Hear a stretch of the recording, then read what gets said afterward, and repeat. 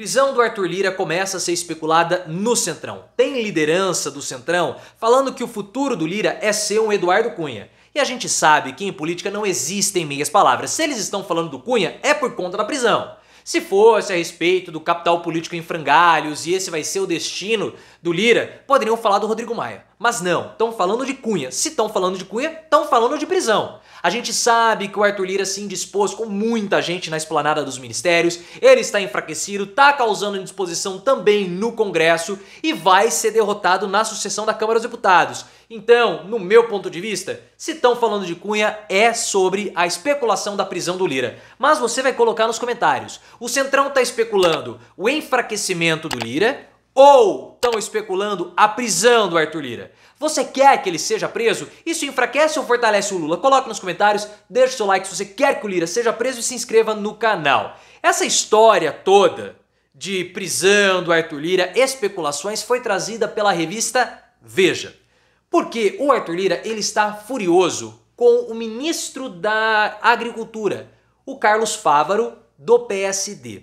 O motivo da fúria do Arthur Lira com o Carlos Fávaro é por conta de repasses do Ministério da Agricultura para algumas cidades do Mato Grosso. 7 cidades mais especificamente, segundo a revista Veja. Porque para vocês terem uma ideia, em apenas 8 meses de governo, o Carlos Fávaro repassou para 7 cidades do Mato Grosso o equivalente a meio orçamento secreto.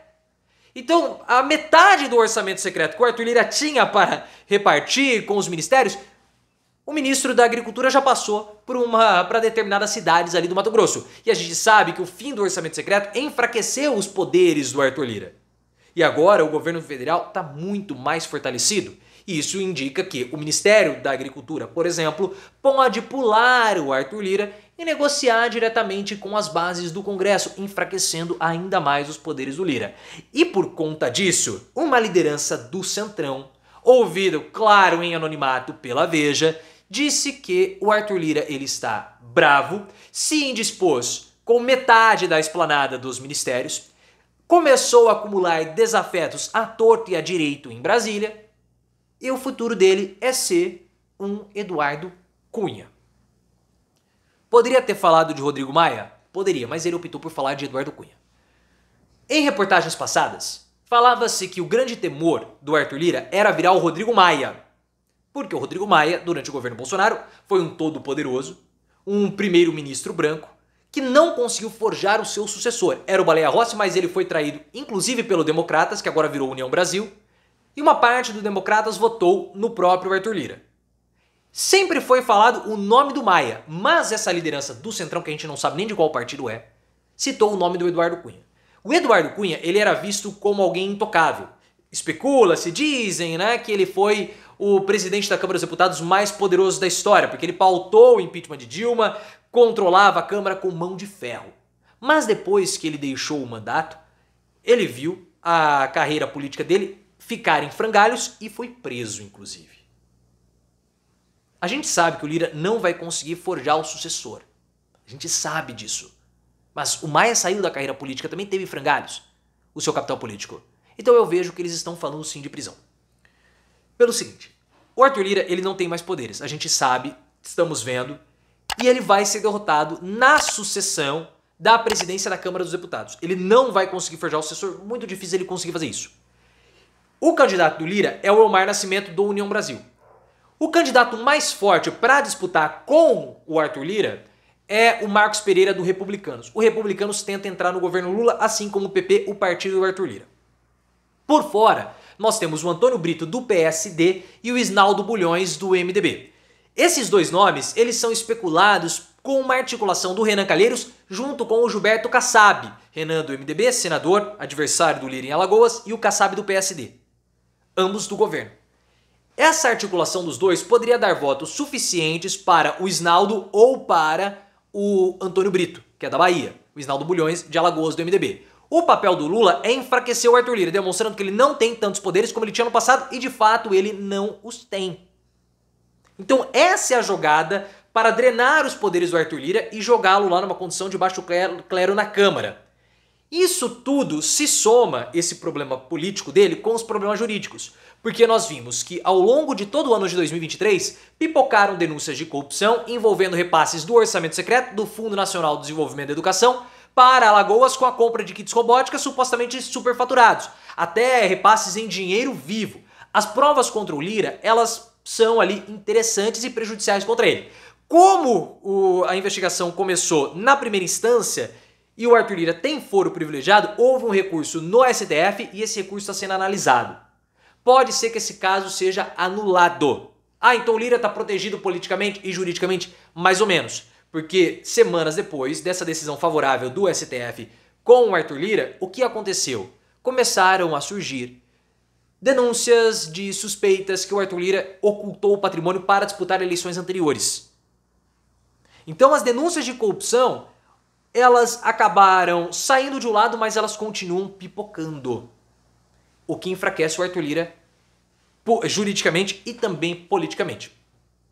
Em termos políticos, ele está promovendo uma disputa forte no Congresso, o que provoca, claro, desgastes do Lira entre os congressistas de um modo geral. A gente sabe que há uma articulação no Senado, capitaneada pelo Renan Calheiros, que envolve não somente partidos governistas, mas partidos de oposição também contra a Câmara dos Deputados, por conta da tramitação das medidas provisórias. O governo manda medida provisória, o Arthur Lira pega essas medidas provisórias, dá o ritmo que quer e deixa o Senado com um prazo muito curto para avaliar, ou seja, ele quer demonstrar que a Câmara tem mais poderes do que o Senado.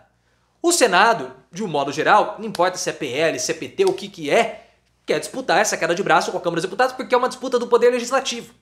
E nós temos na Câmara dos Deputados parlamentares da base do Arthur Lira, mesmo da base governista e de oposição, que estão junto com o Lira, porque é uma disputa das casas.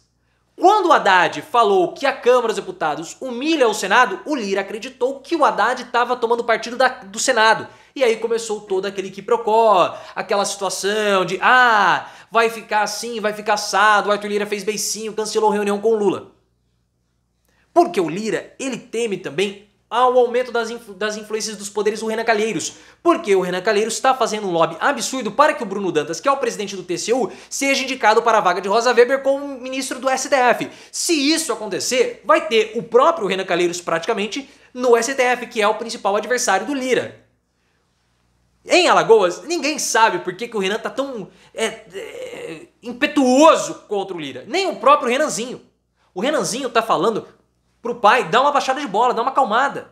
Mas o Renan tá com sangue no olho para destruir o Arthur Lira. E se ele tiver o Bruno Dantas lá no STF, fica muito pior a situação pro Lira. Então é uma complicação jurídica e política que acaba se confundindo. Mas isso não pode prejudicar o Lula com os projetos importantes do ponto de vista econômico? Não. Porque como nós falamos, a discussão sobre taxação dos super ricos, que o Lira tá torcendo o narizinho e não aplaudiu o Haddad quando o Haddad fez uma declaração pública a respeito disso na presença do Lira, não tem como, ele não vai conseguir barrar, porque a discussão já está madura e o Igor Gadelha do Metrópolis trouxe a informação que as lideranças na Câmara já falam que é impossível não taxar os super ricos e fundos de offshore, porque essa é uma medida de forte apelo popular. A população mais pobre quer essa sinalização, porque no ano que vem nós temos eleições municipais. E como nós sabemos, o Bolsonaro, ele não se opõe, não se coloca como opositor, o Lula, ele tá muito tranquilo, a aprovação do governo está aumentando, isso tende a trazer uma parte considerável do Congresso para perto do Lula, porque isso aumenta a aprovação do Lula diante da população brasileira. Então não tem como o Lira barrar absolutamente nada nesse ponto. É uma situação que começa a se desenhar bastante sombria para o presidente da Câmara dos Deputados.